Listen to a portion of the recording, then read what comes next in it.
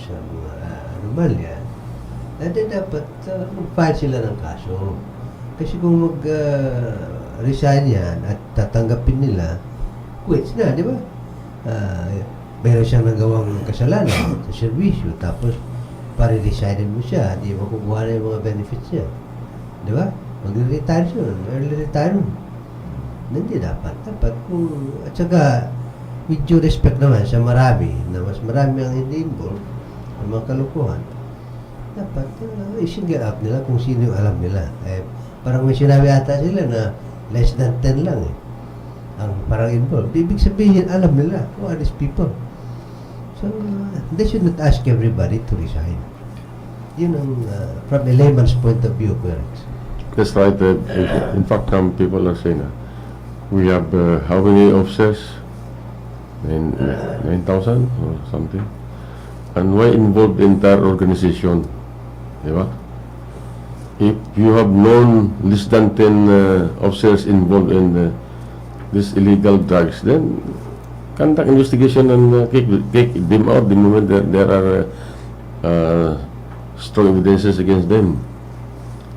This tendering of resignation, at the beginning they will say that if you tender your resignation and you are one of the suspects, you can retire, you can get all your benefits, because the purpose here is cleansing, removing all these officers who are allegedly involved in drug trafficking or illegal drug cases.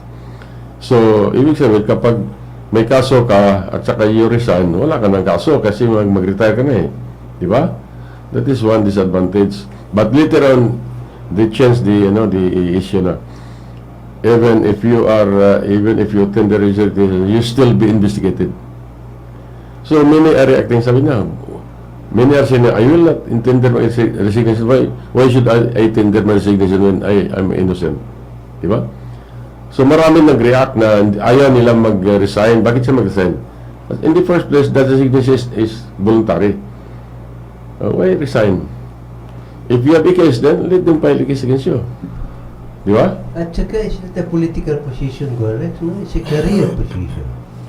Why ask people when they are doing their job in their career? Di ba? Sa trabaho nila. Hindi yung gusto mo lang paalisin yung tao, maalis. I cannot understand that approach. To me, sir, the one who should resign is the PNP chief himself, because we think he is not competent, he is not capable already to run the whole organization. So the one who should resign is the PNP chief himself. Not for him to recommend the DILG to all the generals, colonels to tender their resignation. It should be he to resign, because it only shows he's weak, cannot control the people. But to tell them all to resign is not fair. So there are still many who are dedicated in serving the organization. That will only show that they are not capable of investigating. Why let the fellow resign because he has a case? Di ba? Meaning, you are not capable of investigating and digging the information whether it is true or not. And if it is true, then kick him out, charge him in court, and remove him from the service. But if you tell him to resign because he is suspect, that is a sign of weakness, di ba? Meaning, you are not capable to investigate, you are not capable of finding out whether that fellow is really guilty or not. So, ang iba dyan, actually, maraming nag-react ng mga police ba? They will not resign. Bakit po sila mag-resign? In the first place, that is voluntary. Now, if you don't resign, anong kaso ano yung kaso ipakuan sa iyo? Dahil that is voluntary, di ba? So, sabi ng iba, they will not resign. Ang iba naman, sabi nila, bakit tayo mag-resign? Kung mag-resign tayo, ibig sabihin, mayroon tayong kasalanan, di ba? Oh. Di ba? So, many are saying that they will not resign. What do you think? Suppose if these people, these officers, generals, and colonels who are told to resign will not resign. What do you think? What will be? Halimbawa lang, Kuya Rex, no, hindi ako gusto nung pinaka mataas na pinuno. Na tripan lang, hindi ako gusto. Mag-resign ako, sigurado tatanggapin yun. Di ba? Sabi niya, ayaw ko dahil pangit eh. Di ba? Ayaw ko siya. Walang kasalanan na yun, correct. Pero hindi lang nagustuhan.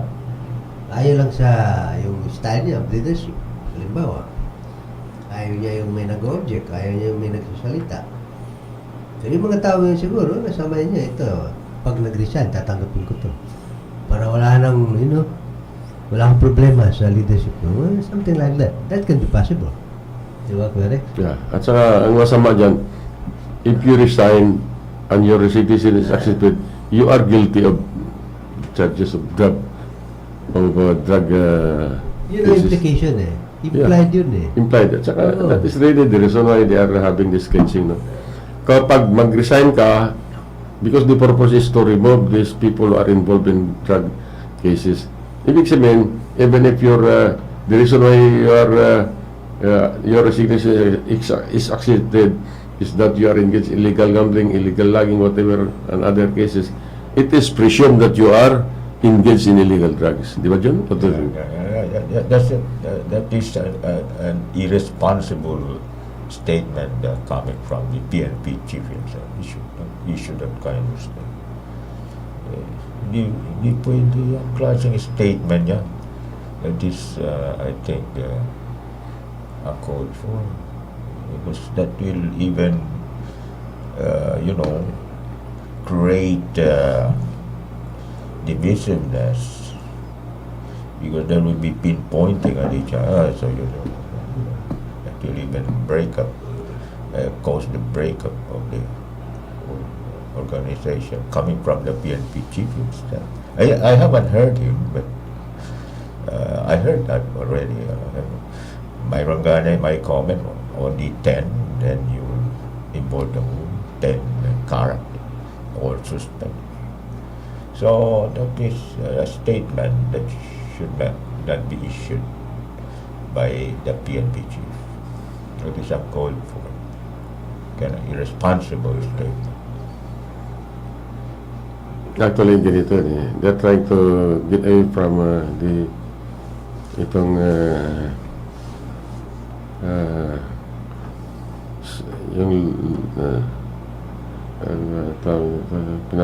pinapatagal na investigation, because if you resign and your resignation is accepted, you are considered resigned. They will not investigate you anymore. Ibig sabihin, tamad sila mag-investiga, no? Tamad sila mag-investiga. So maybe they lack evidence to prove that a certain officer is involved in drug cases. So anyway, yung crime na commit niya, di ba? Resign na siya. Tapos nakuha na niya yung mga benefits niya na hindi dapat dahil mayroon siyang criminal or administrative cases na nagawa. Diba? Parang quick na yung niya, kaso niya. ngayon kung yan ang talagang totoo na kapag mag-resign ka, hindi ka na i-investigahin, those who have been in that kind of involvement in drug cases could just resign because they are already rich. They have enough money. No? Plus their pension benefits. So, it is advantageous to them, but disadvantageous to the organization because the organization fails to prove their guilt. Diba? Then, of course, in 1992, there was similar resignation required by President Ramos before.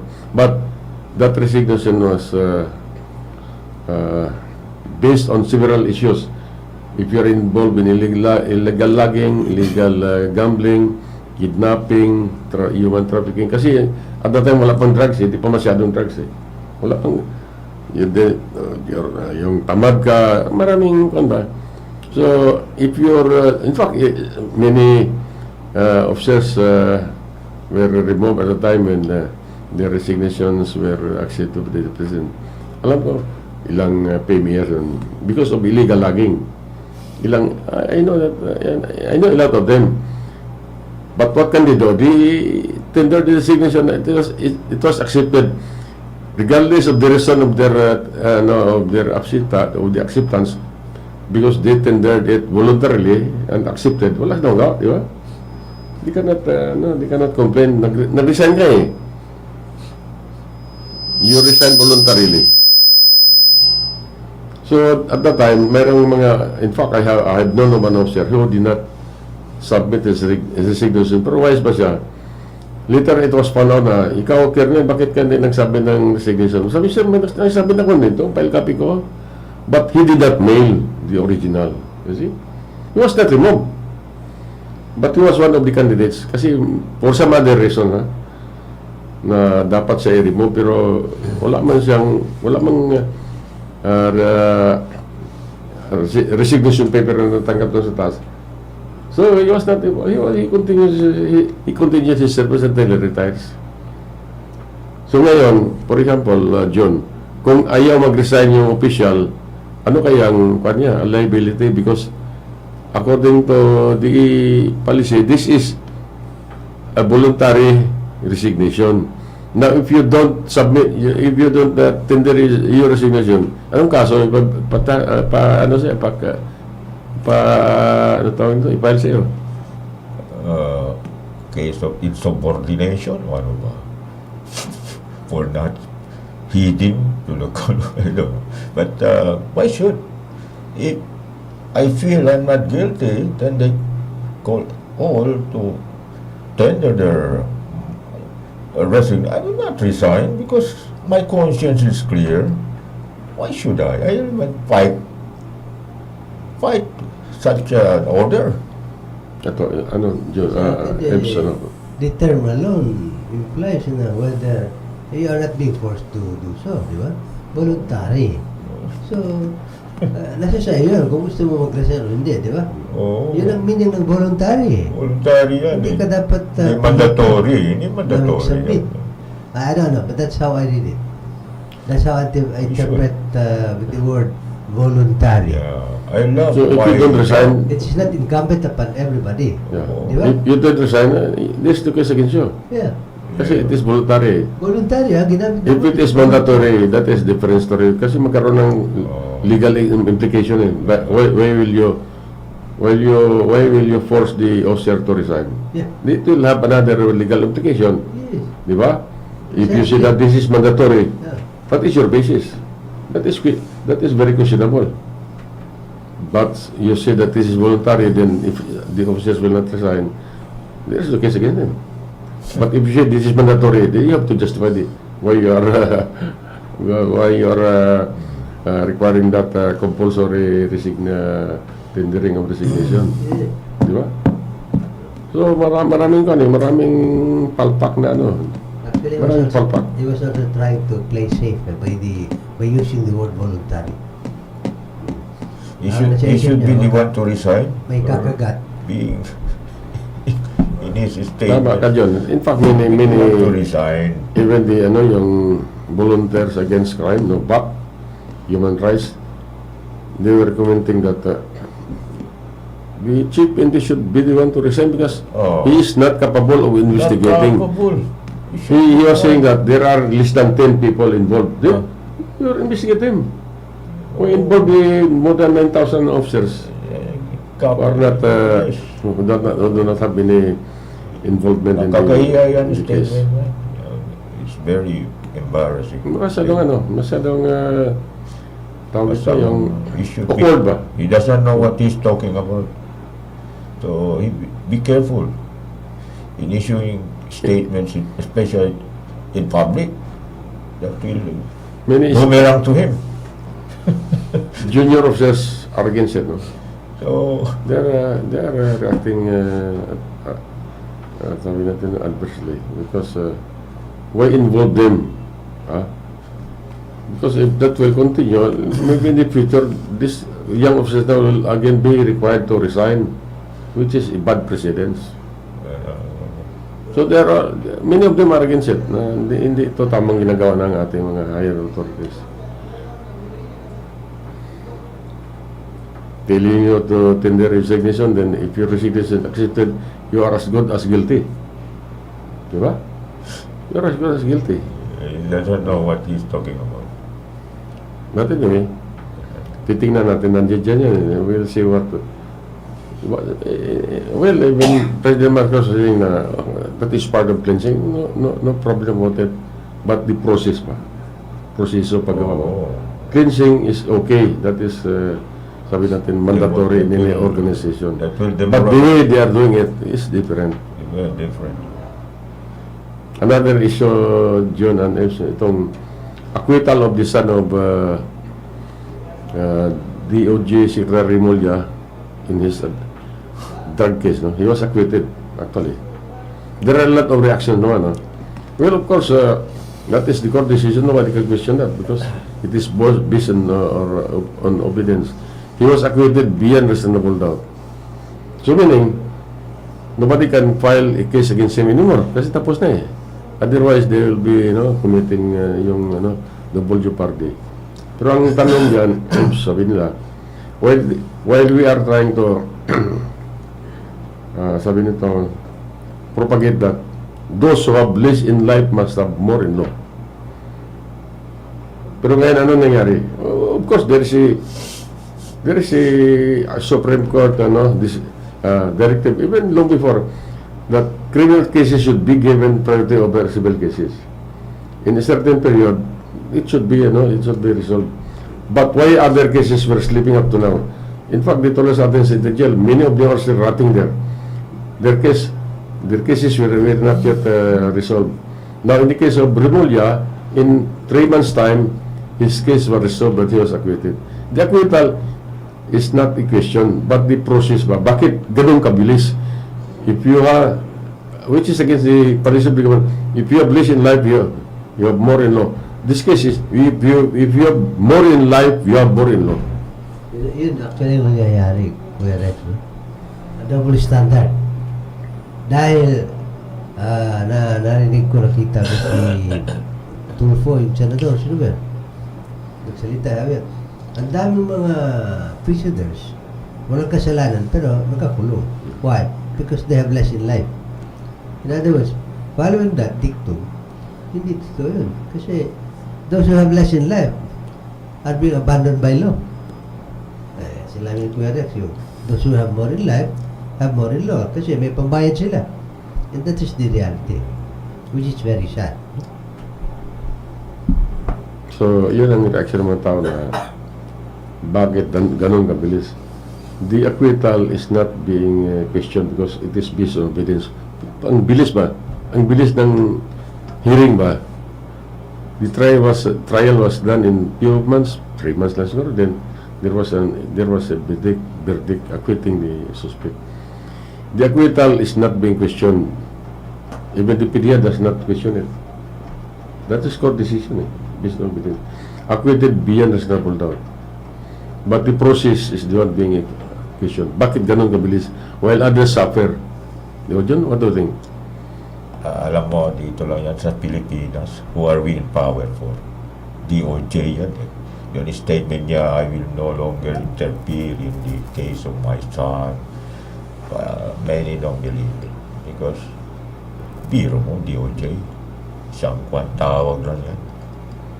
So, given yan sa kultura natin. Even before, in the past, sino ba yung senador? Ang anak niya, involved sa murder ni Biscol, di ba yun? O, public knowledge naman yun.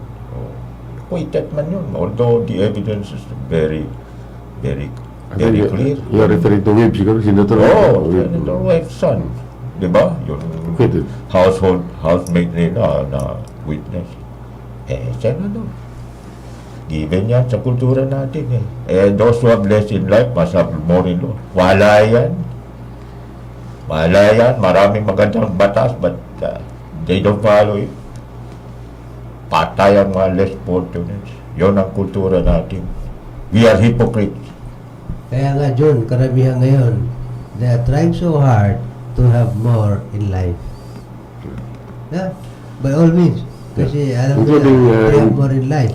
Including involvement in drugs kasi kailangan nila, they should have more in life so that they can have more in law. Wala. Diba? Because they can buy the law. Yeah. So there is Batas, equality. wala yan na, batas. Well, in the case of Remulla, the DOJ, well, it is a standard, no? Standard operating procedure that you should not interfere with the case of your relative, di ba?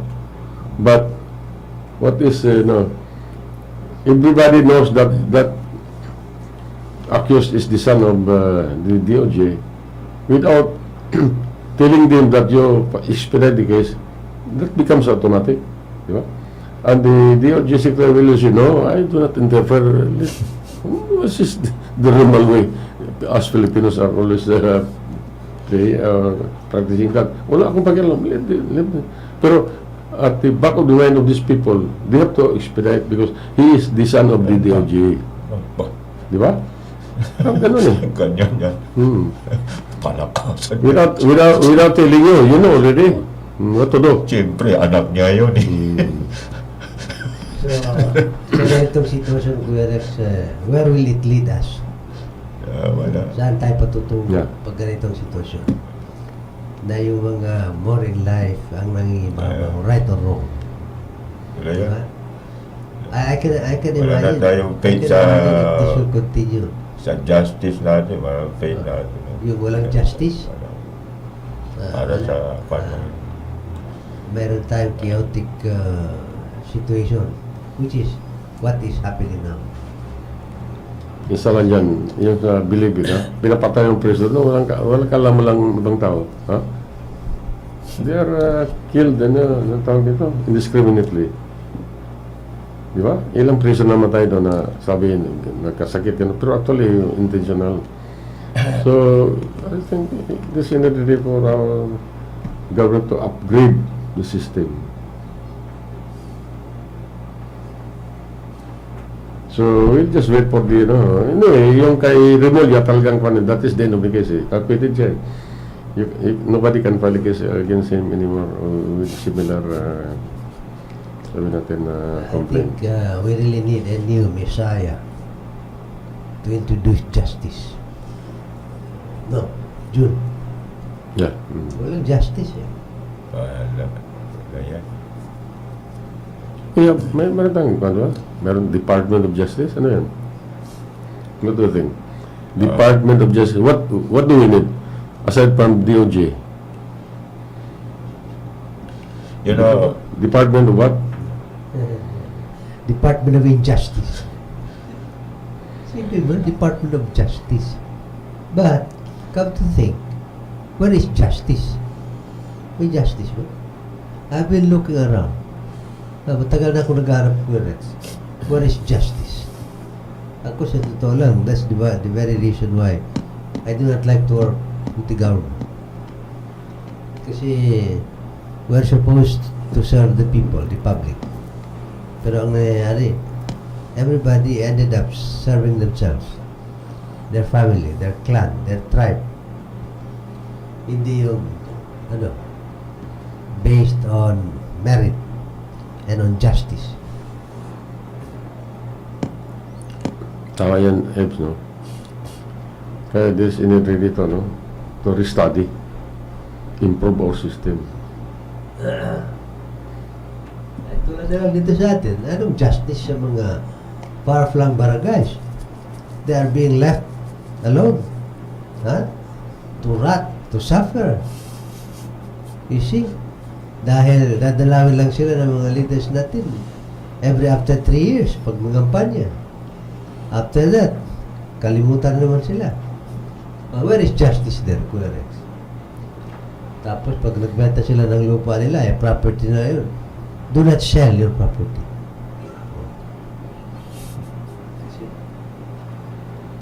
Well, we're talking about local issues, no? Ang problema kasi dito sa atin, particularly dito sa Zamboanga, the development is concentrated right here in the small heart of the city, neglecting the far-flung barangays. You see? And yet, we are concentrated in this small heart of the city, but we cannot even maintain our roads. We cannot even maintain the cleanliness, the garbage collection, and many others, traffic, and and yet, we have only a very small place. Can you imagine, in the heart of the city, ang road natin, dilapidated. Lubak-lubak. Sa sentro ng city. My God. Hindi ka pwede magpatakbo ng 60-80. Hanggang 20-30 lang. Baka mabalian ng ano yung sasakyan mo. Lubak-lubak. Can you imagine that? Eh, samantalang ibang lugar, correct, ha? 6 lanes, 8 lanes ang road nila. Sa Kidapawan City ka. 12. 12 lanes. 6 sa kabila, 6 sa... Oh my God. Sabi ko, kailan lang itong Kidapawan City? Ang layo ng Zamboanga. Why? Kasi ibang klase ang mga leaders nila doon mag-isip. Wala silang pinipili. Kung tama, tama. Dito sa atin, kahit tama ka, kung hindi ka nila gusto, mali ka pa rin. You see? Because you happen to be the wrong person. You happen to be the wrong kind of a human being. You see? So, justice, walang pinipili ko rin. Tama at mali. Dapat kung tama, tama. Walang pipiliin ba? So, ano dyan sa tingin mo, yung ating kanito, the development that is being done here in the heart of the city, and yet we are neglecting the far-flung barangays. People there are suffering. We cannot improve the quality of life of people there because our concentration is right here in the heart of the city. There is no justice at all to all these people out there in the outskirts. Concentrated lang ang development dito, doon. Neglected. Where is justice? They talk about justice. Walang justice doon sa mga far-flung areas. Hindi fair. Although they claim they own the whole Zamboanga City. That is why we are espousing for the general welfare of all Zamboangueños. Kita sa diyaton na mindset mag-break up at Zamboanga. Bien pobre kan socially out far-flung na mga far-flung areas. Look at them. And yet we concentrate here at the center. Look, dilapidated roads, ang drainage natin, the traffic is even described as Carmageddon. How monstrous traffic. So saan justice doon? But they keep on talking justice. In fact, yun mga recommendation nila strong saying that they will create 3rd and 4th congressional districts. That will not solve the problem of the whole Zamboangueños. Do you think they can very well deliver yung mga needed assistance sa far-flung? They cannot. Open your eyes. Yung mga leaders natin ngayon, well, hindi yan vision, hindi yan real vision. That's not for the future of Zamboanga City. We are rotting. Yun sinabi ninyo, we are progressing. Dito lang yan sa Zamboanga City within 7 or 12 kilometers. Look, and then you want to claim the whole Zamboanga City, 1,800 per square kilometers? Look at outside there. My gosh, you open your eyes. Then you talk about politics again. After 1 year, 2 years, nandyan na kayo sa politiko. Wala tayo, walang justice. Abolish yung Department of Justice. Useless yan. Itong kagman dyan, problem on garbage, no? We are having a very small heart of the city, and yet we cannot even collect the garbage. You go to Santa Catalina, you go to other barangays, Tumaga, Tilio. Grabe. Yung sapaw-sapaw yung garbage doon, nobody's collecting it. And Yes. Oh, if we are talking about yung rating na sa mga city na one of the best cities in the country. To me, this is the most disorderly city in the country. Diba, Ebs? At saka pinakamarumi na city. Dirty ba? Yeah, correct. The dirtiest city. Lalo na pag-ulan, oh my God. Mm. You go around, halimbawa itong mga tunggungan area, Catalina, Kasanyagan, pag rainy days, ang daming swimming pool, correct? So, morning breeze. Can you imagine? Tama sinabi mo na time will come that our children will be swimming in human Will be waste. swimming They are not swimming in human in a waste. swimming pool of human waste. Jonas said that John when we went to Talon-Talon, mga bata lumalangoy doon sa karsada Oo, grabe. na napakarumi. Kawawa I talaga. tell you. Hindi malinis yung tubig na yun. Correct. Ha? Marumi yung mga tubig na yun. Hindi man alam ng mga bata. Yeah, correct. Ito na to. Ang alam nila, tubig. Hmm. So, luluntag sila sa tubig. Yung tubig, napakarumi yun. Both human and animal waste yun. Can you imagine that? That is why lahat mga other countries are dumping their garbage in our country kasi nakikita yan sila sa mga video. Lahat. Marumi talaga itong Pilipinas. We will dump our garbage too. Hindi ba mga issues, they found that itong mga garbage ng foreign country na dump dito sa country as a whole, hindi lang sa Zamboanga City. To be fair, the whole country is dirty. I tell you. And of course, one of the worst is Zamboanga City. I have to accept the fact. Zamboangueño tayo, pero nakakahiya. But you know, everywhere nandyan. Although we continue to buy, purchase garbage trucks, in 2 months, sira ang mga garbage trucks. You don't love our city? My gosh, pera lang kayo. Yeah, yung slogan nila, I love Zamboanga City. Napakaganda. Wala kayo. Inconsistent. Ingas bawagan lang kayo. Anyway, our time is 8:38. I would like to greet our avid listeners in Basilan, like Colonel Miswaris, the CQ family, there the Aninyon family, and all other retirees of the PNP in Basilan and in Zamboanga del Sur and other parts of the region. We are live on Facebook and on YouTube. So our program could be monitored not only nationwide but worldwide. Diba, Ebs? Yes. Bago ko makalimutan ko, Rex, batiin ko na yung mga na nakikinig sa atin, Rex, Isabela, Lamitan. Talaga nakikinig sila sa atin. Nanonood pa sa online. Tinitingnan tayo. So, magandang umaga sa inyo dyan. Happy New Year. Ha? Nandito kami ulit. Every Saturday. Kaya, dyan lang kayo. To my compadre, Mr. Jurtan, a very simple, humble business leader of Zamboanga City. Good morning, pare. At saka dito sa ating mga barangay officials, no? Our active barangay officials who are responsive to our recommendation on on development of their barangays. I am referring to the barangay of Tugbangan John when we send them letters about the clogging up of drainage there. The barangay captain immediately responded. Si barangay captain Abi Rojas, no? The former policeman. So they were able to clean up the drainage there, and in fact wala na masyadong tubig, no? Pag mag-ulan, immediately after few minutes na dried up na. Ang problema yung long ngayon, yung drainage hole, yung manhole na up to now it is still uncovered, where the city engineer has promised that they will do something about it. But up to now, John, you consider maybe Shampio drainage, yung manhole na there were covers, no?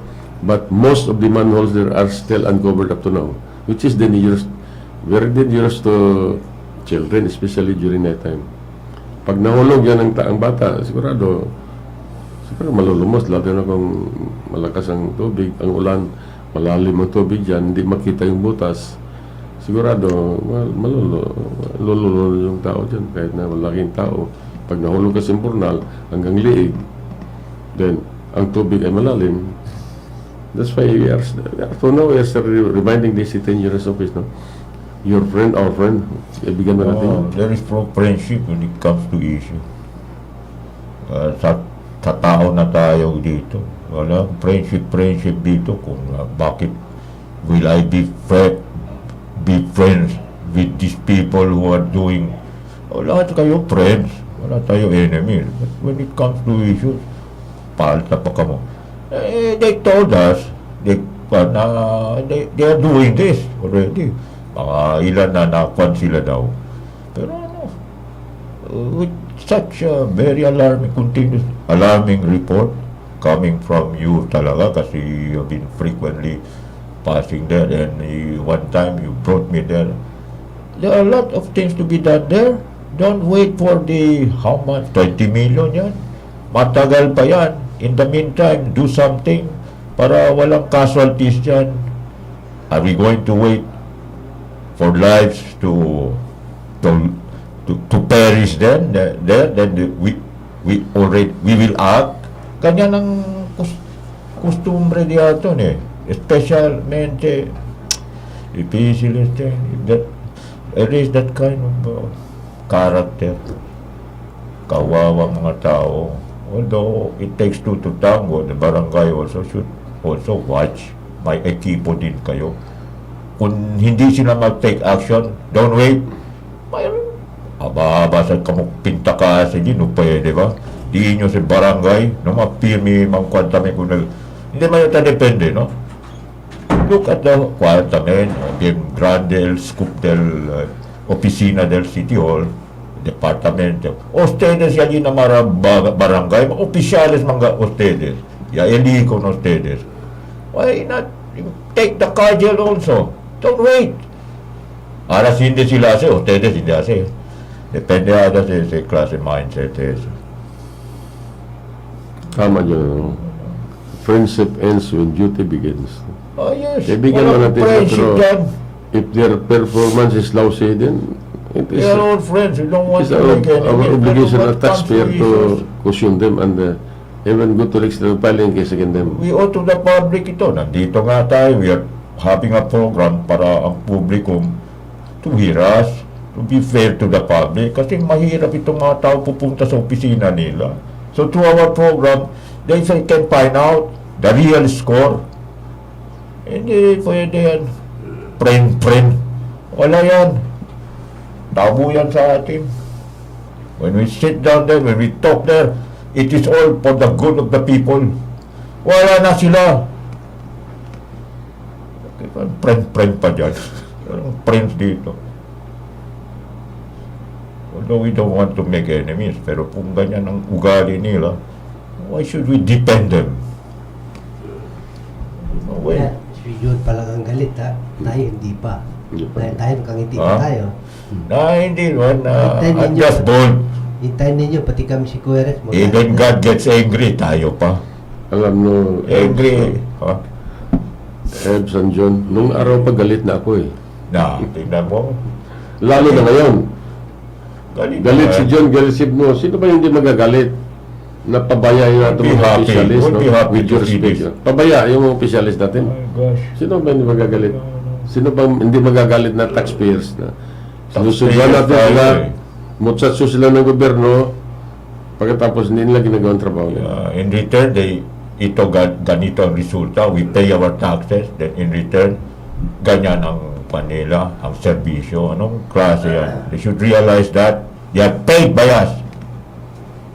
Hindi pwede sila. They should be serious in their... Starting itong 2023, i-challenge natin sila. No, Jun? Pamunin natin sila. The more we challenge them, we wake them up. Na Wala gagawa naman personalan dito. Gagawa ng tama.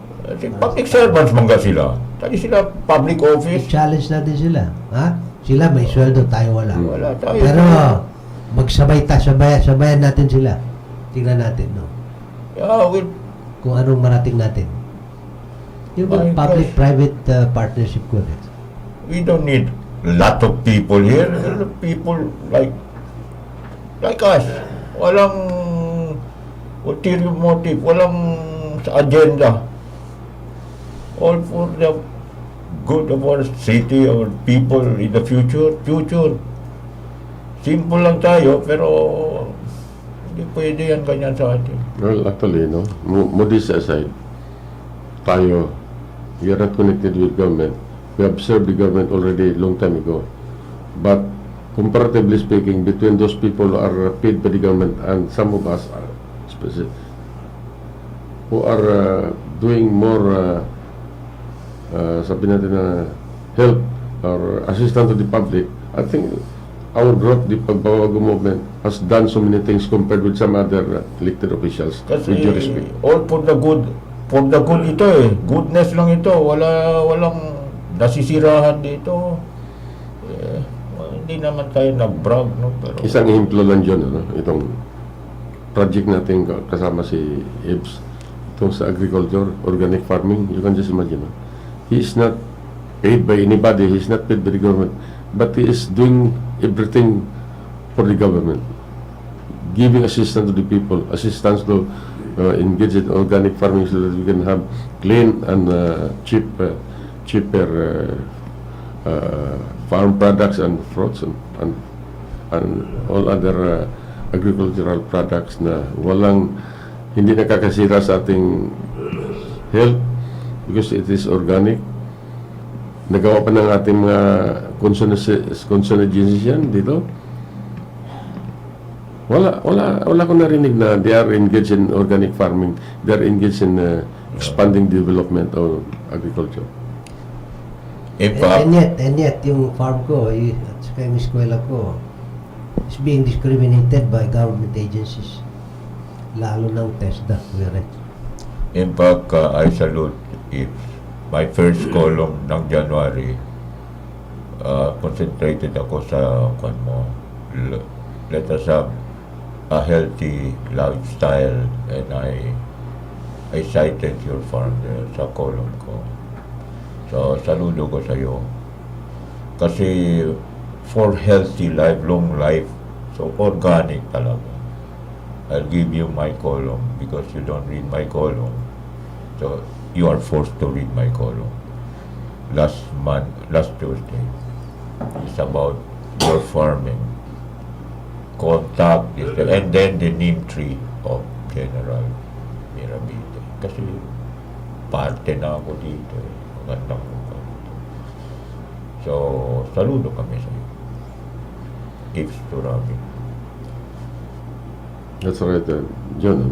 Anyway, we have scheduled visit in other places, especially in Sibugay, to make an observation and make comparative. Kasi gusto ko magkita ang dalan yan. If si Mr. Ipto totoo ba sinasabi sa Kidapawan, Zamboanga del Sur ba yan? North Cotabato.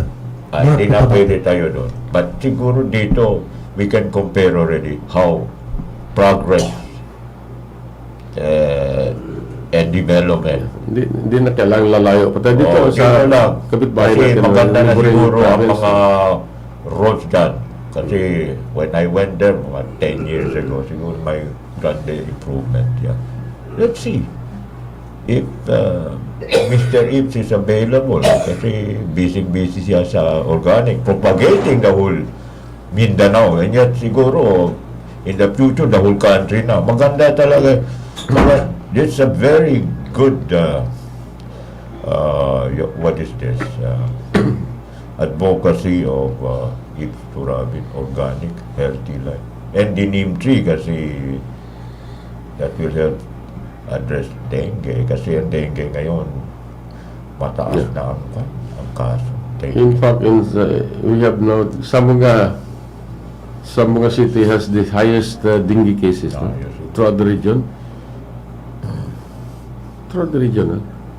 And yet, yung ating mga agencies medyo hindi masyadong pa. That's why we are coming in recommending for the planting of neem tree, which is anti-mosquito, anti-dengue. Hindi lang sabi natin na yung not just a hard word, but it is medicinal. And we are propagating this for free. We propagate, we germinate, we replant, and give it to the residents of Zamboanga City for free. We have already distributed thousands of seedlings. Kaya lang, hindi natin maano kagad yung benefit niya only after 3 to 5 years, no? As of now, you have to take care of the plant just like any other fruit trees na while still small, you have to take care of it so that eventually it will bear fruits and you can use it against mosquitoes because the leaves are anti-mosquitoes, anti-insects. There are so many sabi natin na properties na advantageous to human beings. Talking about neem tree, Kuya Rex, no? I just came from Isabela, no? Isang kasama natin doon, sama ka chapter, nagtanim ng neem tree. May kapitbahay siya. 10 days na. May sakit. At takot punta sa ospital, baka daw COVID. Serious talaga. Pinainom niya ng ilang dahon nilagang neem tree. After 2 days, tumayo. Lumakad. At gumaling. Dahon lang ng neem tree, ha? He was so happy telling me. Sabi niya, Kaibs, thank you sa neem tree. Sabi ko, bakit? Yung kinuwento niya. Kapitbahay niya, ha? Una-una, mahirap. Kahit dali sa ospital, walang pambayad. Pangalawa, takot. Baka daw ma-COVID. I-declare siyang COVID. So, Pero nakahiga na. Pero nilaga yung dahon. Neem tree. Pinain. anong tawag yan, Ebs? Organic medicine? Alternative medicine? O ano? Yeah. It is medicine by itself. Tama yung ano. Kasi meron kan dyan, no, dito sa Zamboanga, there are barangays where yung quack doctor, ang ginagamit niyang gamot ay yung neem tree.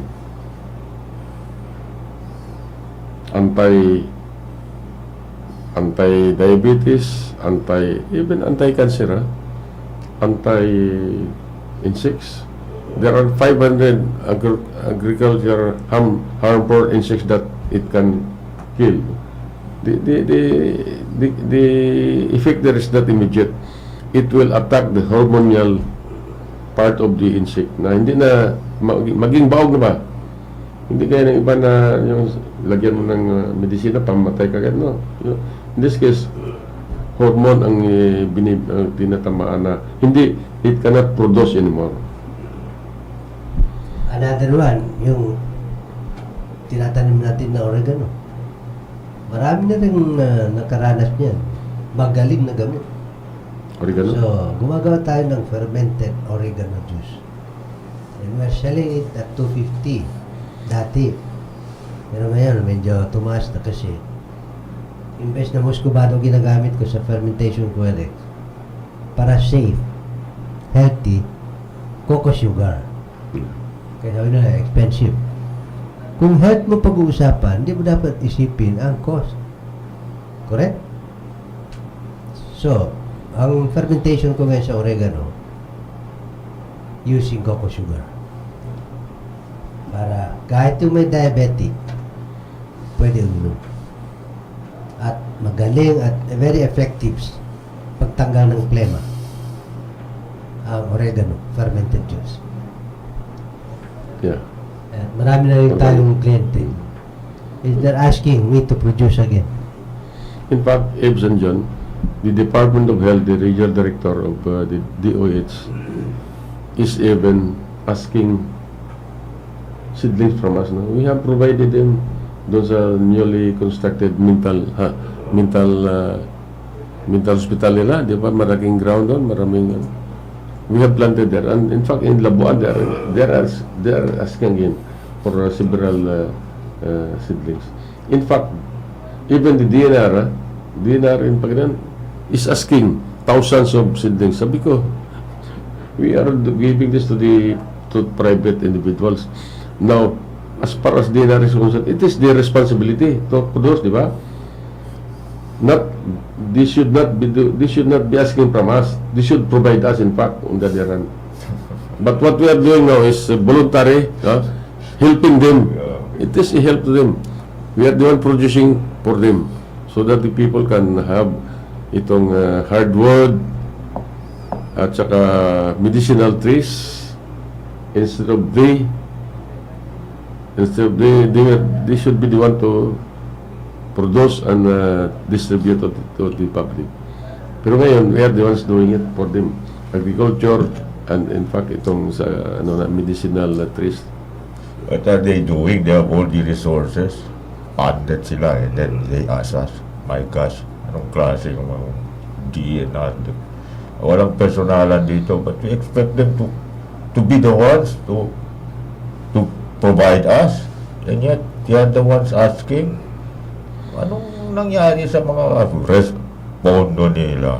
My God, itong mga opisina natin ba?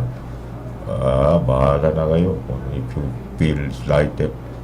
Even You should accept criticism. Anong klase you ask from private sector? In fact, they should be the one to provide my resources, my pondo, malaking pondo. What are they doing with their funds?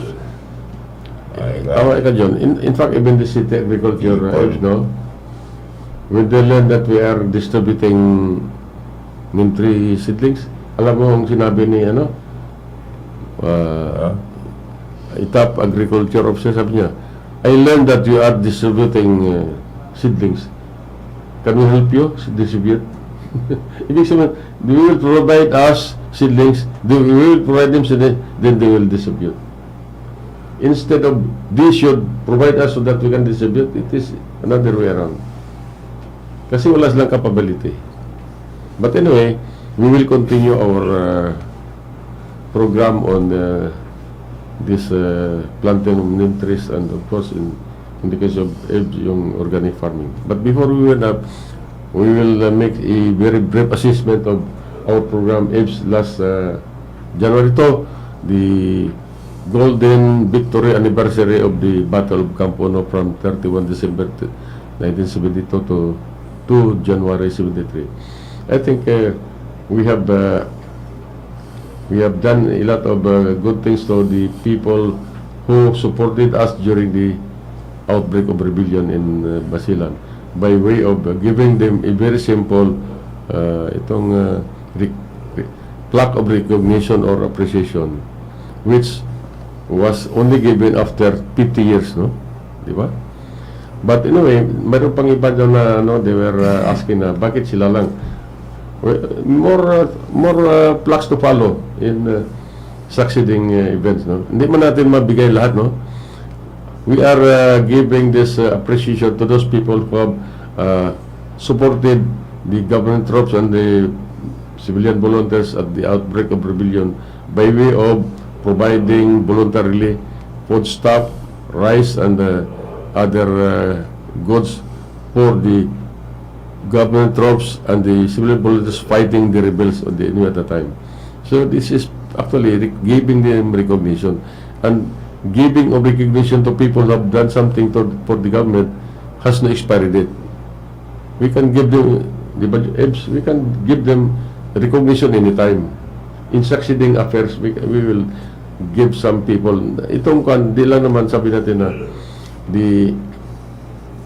yung logistical support that they have provided. I think there are other supports that are equally important. Alam mo ang bakit? Moral and spiritual support. These are unseen. Moral support and spiritual. We'll give recognition to those people who have provided us moral and spiritual support. I think Pastor John will agree on that. John, what do you think?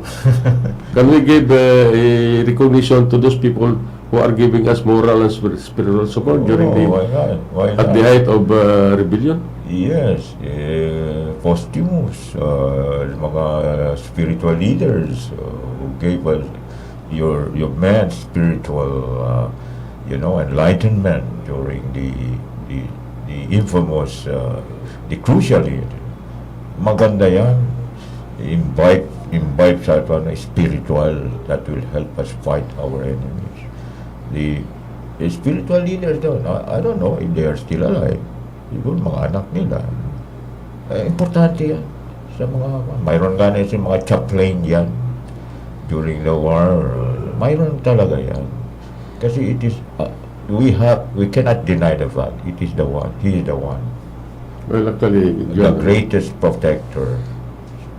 So, that spiritual support is important. equally important or equally beneficial to the people, just like giving of logistical support. Kasi when you do this spiritual support, meaning you are praying for somebody, Yes. you pray for the government trust, you pray for these Yeah. volunteers to succeed so that they can defend the community. And that is, I think, as important as the sack of rice that you are giving, or a box of sardines or dried fish. When you pray for somebody, especially for the people of the community who are doing good, for who are fighting against the enemy, I think they deserve also recognition, di ba? When do you think, what is the proper time where we can Plano natin nung maganda. we will, those people who were not given recognition last January to, we will be giving you maybe in the future, near future, similar recognition. We know that many are entitled, no? Thousands of them are entitled, but we cannot just give in one time. Anyway, naumpisa na natin, no? Maganda yun ang susunod. Madali na gawin. To honor them. Maganda, Yeah. madali na. Sa Lamitan, some people there are saying na bakit kami hindi nabigyan. Well, actually, hindi lang taga Lamitan. Yung taga, even from Maloso, from Isabela, who have given their support during at the height of rebellion, the outbreak of rebellion, are being recognized. So we have a lot. In fact, we have more in Lamitan kasi that is the place where the rebellion started. We recognize their support during that period, but we cannot just give them in one time. Maybe few months from now, or maybe we will not wait for the centennial anniversary, hindi na natin maabutan yan. In any appropriate occasion, we can still give this recognition, di ba? EBS. Yeah. In fact, yung plano natin na reconciliation, no? Reconciliation. Celebrate din natin, no? Yeah. The Campuno battle and its reconciliation 50 years hence. After 50 years. Di ba? Yeah. Maybe even we can give recognition during the birthday of June. When June celebrates his birthday, at the same time we can give recognition to people who have done something for the government in the past. Di ba? Birthday ni Ibs. Yeah, Sa Buena Campo. Any one of us, no? Birthday ni Ibs. We can. Sa akin, malayo pa. Kayong dalawa, malapit na. Wala akong magandang venue doon Ay, sa venue, walang bahay ko. problema. Doon Maliit sa lang akin. ang bahay ko. So, kay Ibs kasi malaki talaga, malawak. Oo. Kay Colonel Miravite, marami. We'll never forget those people who have assisted us, no? Especially at the height of the conflict in Basilan and in Mindanao. But we are just waiting for the proper time. But anyway, John and Ibs, we are running out of time. Marami pa tayong dapat pag-usapan. Pero sumubra na ata tayo ng 5 minutos. So before we end up, I'd like to request John to give this closing statement on Ibs. Well, expect us again kasi every Saturday. Hindi 7 to 8, 8 to 9. Please change yung time natin. Naririnig pa 7 to 8. Nakuha na yan. 8 to 9 in the morning, Saturday. Pagbabago. Thank you. Sa mga kaibigan natin na nakikinig at makikinig pa ulit, maraming salamat sa inyo at babalik tayo sa susunod na Sabado. Magandang umaga po, buenos dias. I would like to reiterate that those friends of ours who were not given recognition last January, we will be giving you in the near future. So, in behalf of our fellow volunteers, Atty. Tomo Climaco, Ibno TURABIN, John Feliciano, Albert Cahayon, Ed Ferrer, this is Rex MIRAVITE thanking you for watching, and see you again next Saturday. Good morning, happy weekend. This is Radio Philippines Network, the Triple X Zamboanga, the Triple X Zamboanga. Pass it on, pass it on, pass it on, pass it on.